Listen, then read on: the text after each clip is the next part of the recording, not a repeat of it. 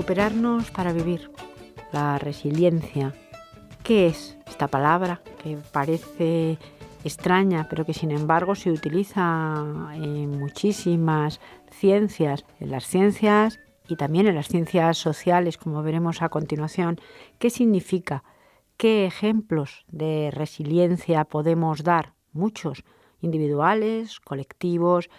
Bueno, pues para hablar de este término, pero también de cómo a veces la flexibilidad está dentro de lo que necesitamos para superarnos, para seguir adelante. Las sociedades y los individuos. Están con nosotros Marta López Jurado, profesora de Educación en la UNED. Bienvenida. Hola, Isabel.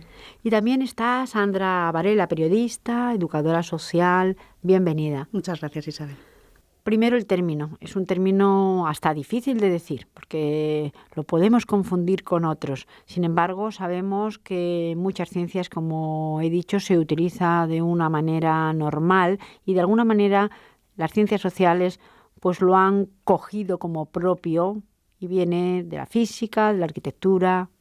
Sí, el empleo del mismo comienza en las ciencias físicas para ciertos materiales que tienen que recibir un impacto muy fuerte y no se tienen que romper, incluso llegar en ocasiones a recuperar su estructura sin demasiadas deformaciones, porque justo lo que significa resiliencia es del latín resilire o resilio, que sería volver atrás, rebotar o resurgir.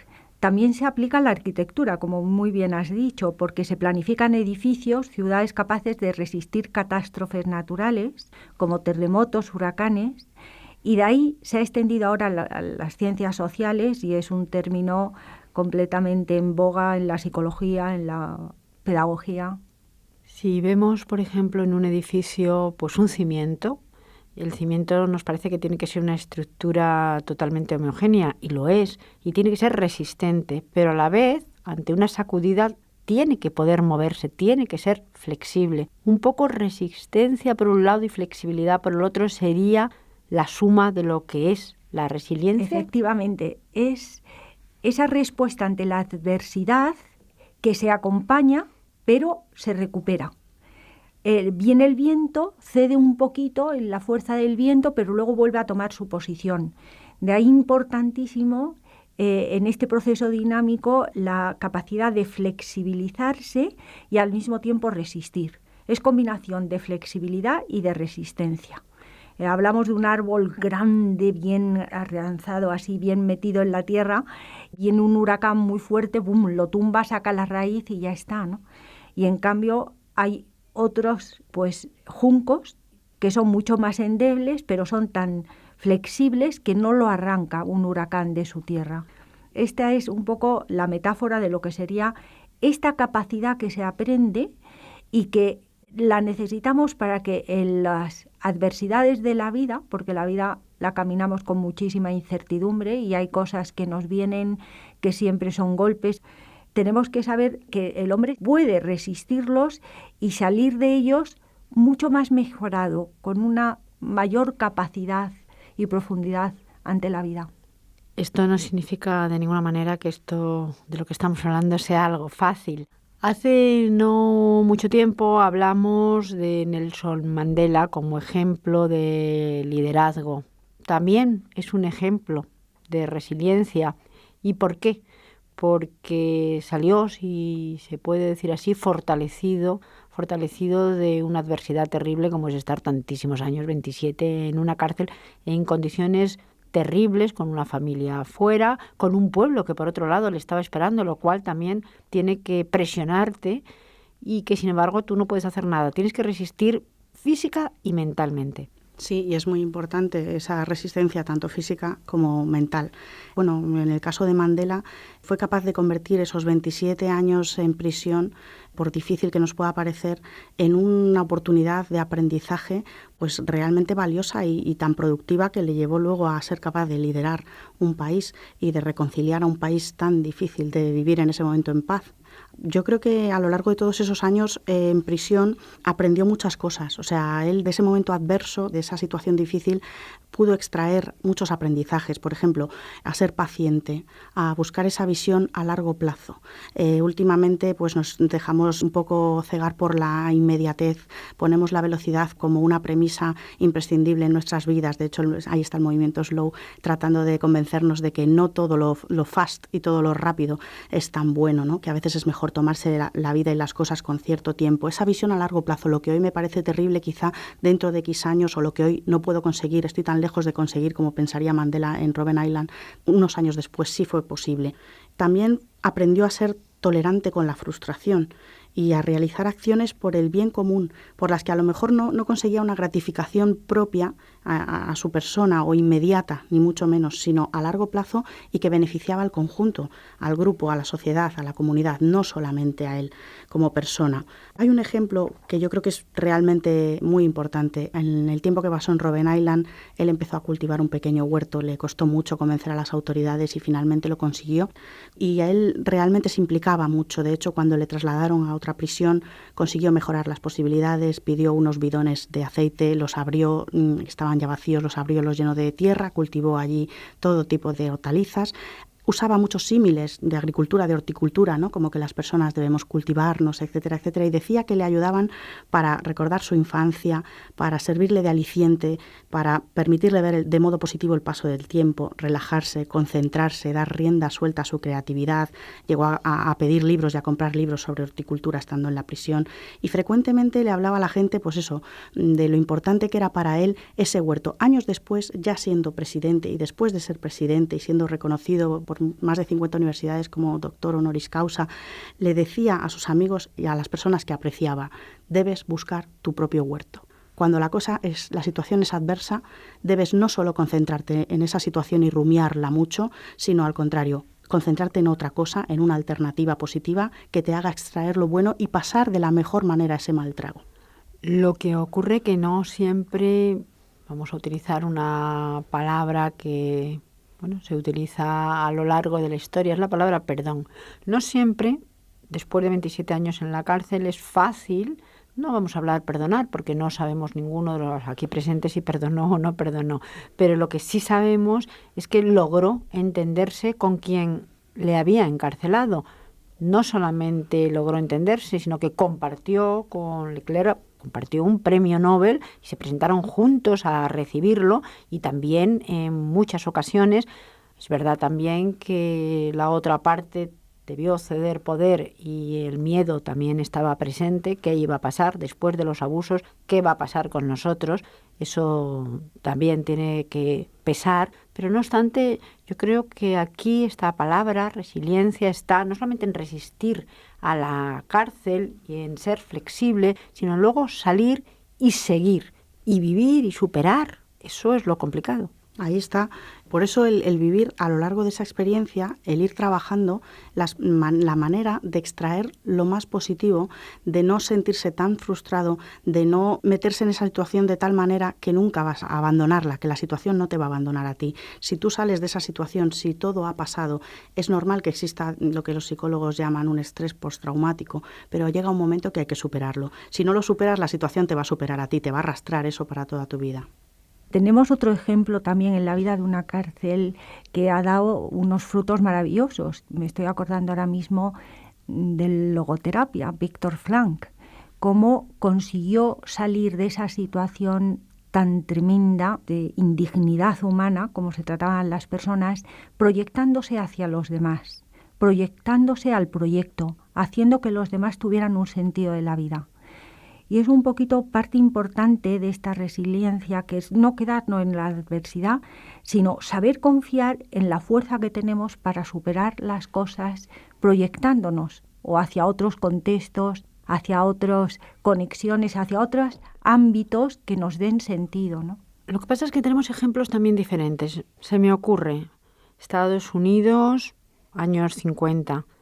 Hay un movimiento pacifista liderado por Martin Luther King, que nos habla de conseguir las cosas pasivamente y resistiendo y fortaleciéndote. Pero también es cierto que otra parte de la población que había estado totalmente pisoteada, como son las panteras negras, pensaban que la manera de resistir era poniéndote enfrente y si me agreden, agredo, o agredo primero.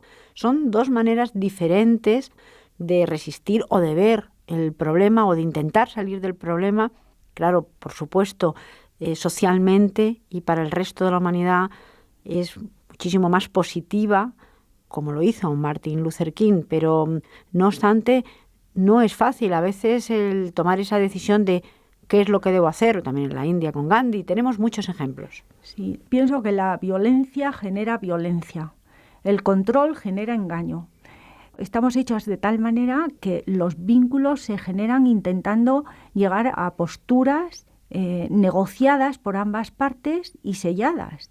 Entonces es muy difícil que se dé una confianza plena entre personas que realmente te han hecho mucho daño, pero se puede llegar a una plataforma de diálogo y de consenso. Esa vía es la profundamente humana. La violencia engendra pues mucha lucha, mucho odio, mucho rencor.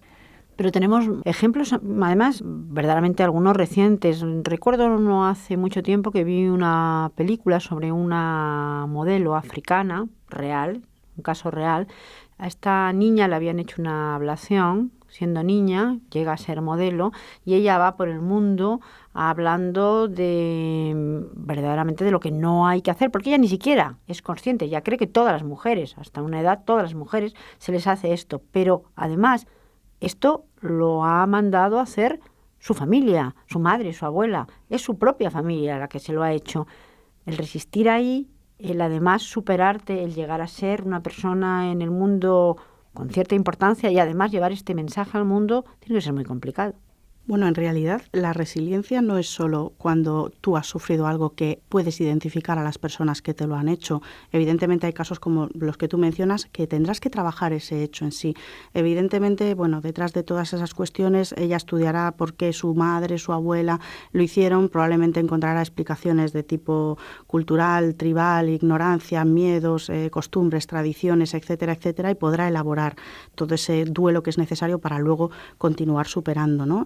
Y si se centra, por ejemplo, encuentra el sentido de su vida, como decía Marta, como el ejemplo del hombre en busca de sentido, la logoterapia encuentra una vía para canalizar el hecho, por ejemplo, de trabajar a favor de evitar que estas prácticas se sigan produciendo, pues, por ejemplo, encontrará una salida mucho mayor, mucho más resiliente que si queda recordando, sufriendo y un poco enganchada en ese bucle, ¿no? La resiliencia, ya digo, no solo es también superar cuestiones que puedes atribuir a otra tercera persona o a un grupo, a un colectivo. Hay muchísimas cuestiones que uno puede haber sufrido desde que ha nacido, desde simplemente la situación en la que se encuentra nada más nacer. De hecho, los primeros estudios que se hacen sobre resiliencia, Emily Wermer, que es la primera psicóloga que utiliza este término aplicado a la psicología, en concreto a la psicología del desarrollo, hace un estudio longitudinal a lo largo de 32 años con 698 sujetos en un barrio, en una zona deprimida de Hawái, en una de las islas, donde sigue a lo largo desde su gestación hasta que llegan a los 32 años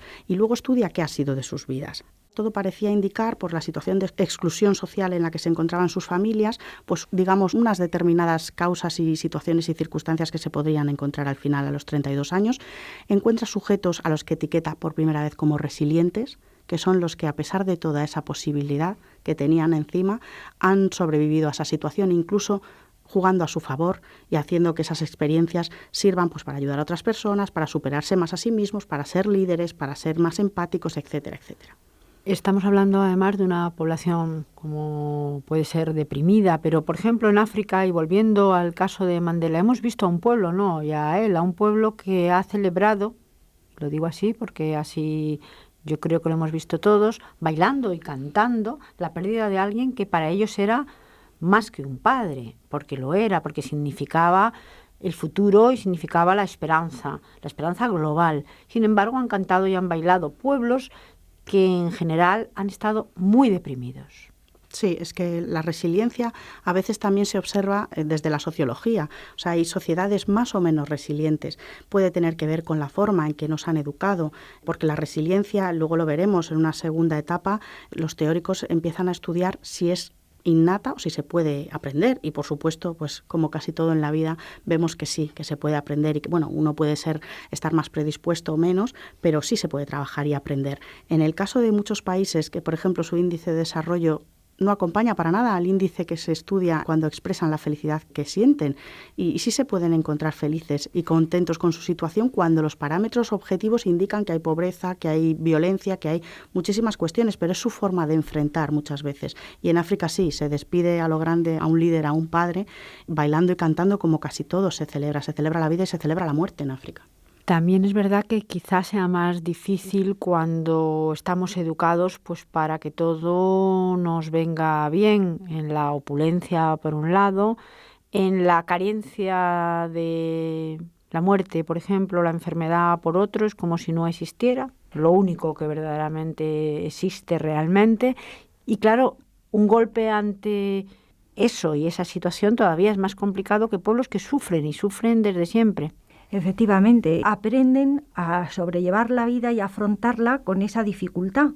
Este es un problema de las sociedades capitalistas y también un problema de nuestra sociedad, Isabel, porque aquí nadamos en la abundancia, tenemos todo tipo de caprichos, sobre todo no tenemos límites y vivimos en el momento presente, a impulso y un poco a lo inmediato, a lo que nos salga. Y, sin embargo, para educar en la resiliencia, que se puede y se debe educar, los teóricos han hablado de lo que se llama la rueda de la resiliencia, porque es un proceso dinámico. Por un lado, 3 aspectos que serían, pues ante las dificultades, tener claros los límites y muy firmes. Luego, enriquecer también los vínculos en toda la amplitud posible, entre la familia, la comunidad, tener vínculos y enseñar habilidades para la vida.